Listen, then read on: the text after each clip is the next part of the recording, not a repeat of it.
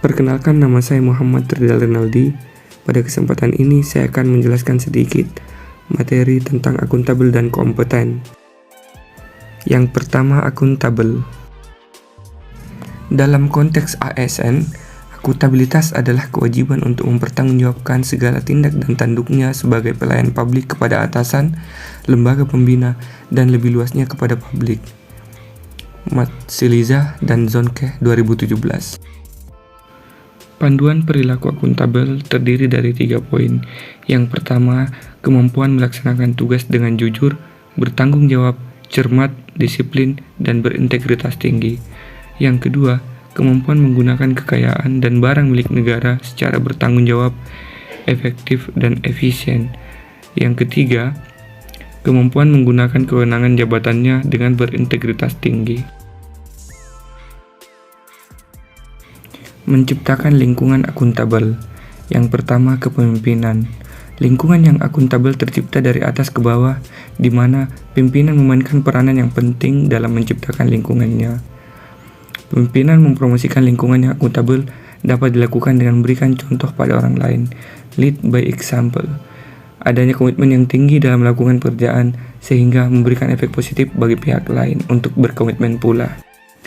Yang kedua, transparansi, yakni keterbukaan, guna meningkatkan kepercayaan dan keyakinan kepada pimpinan secara keseluruhan, dan mendorong komunikasi yang lebih besar dan kerjasama antara kelompok internal dan eksternal, memberikan perlindungan terhadap pengaruh yang tidak seharusnya dan korupsi dalam pengambilan keputusan. Yang ketiga, integritas. Dengan adanya integritas menjadikan suatu kewajiban untuk menjunjung tinggi dan mematuhi semua peraturan. Yang keempat, tanggung jawab. Memberikan kewajiban bagi setiap individu dan lembaga bahwa ada suatu konsekuensi dari setiap tindakan yang telah dilakukan. Kelima, keadilan. Keadilan adalah landasan utama dari akuntabilitas. Yang keenam, kepercayaan. Rasa keadilan akan membawa pada sebuah kepercayaan. Kepercayaan ini yang akan melahirkan akuntabilitas. Yang ketujuh, keseimbangan. Untuk mencapai akuntabilitas dalam lingkungan kerja, maka diperlukan adanya keseimbangan antara akuntabilitas dan kewenangan serta harapan dan kapasitas. Kedelapan, kejelasan, yang merupakan salah satu elemen untuk menciptakan dan mempertahankan akuntabilitas. Dan yang terakhir, yang kesembilan, adalah konsistensi. Konsistensi yang akan menjamin stabilitas. Yang selanjutnya, kompeten.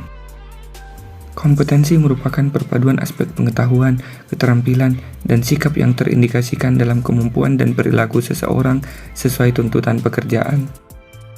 Prinsip pengembangan kompetensi ASN yang pertama, peningkatan kompetensi melalui proses perencanaan, pelaksanaan, dan evaluasi.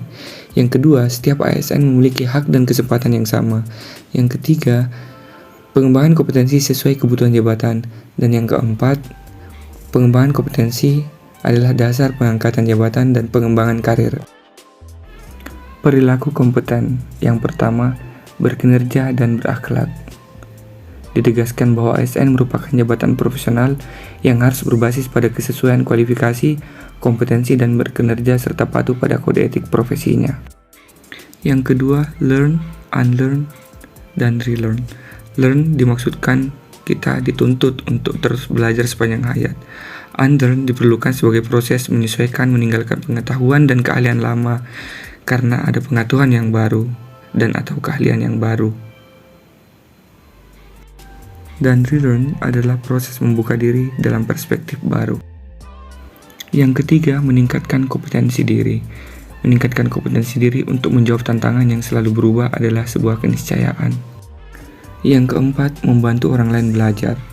Sosialisasi dan percakapan melalui kegiatan morning tea atau coffee, termasuk bersosialisasi di ruang istirahat atau di kafetaria, seringkali menjadi ajang transfer pengetahuan. Dan yang keempat, melakukan kerja terbaik.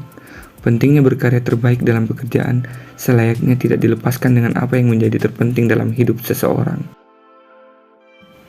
Terima kasih.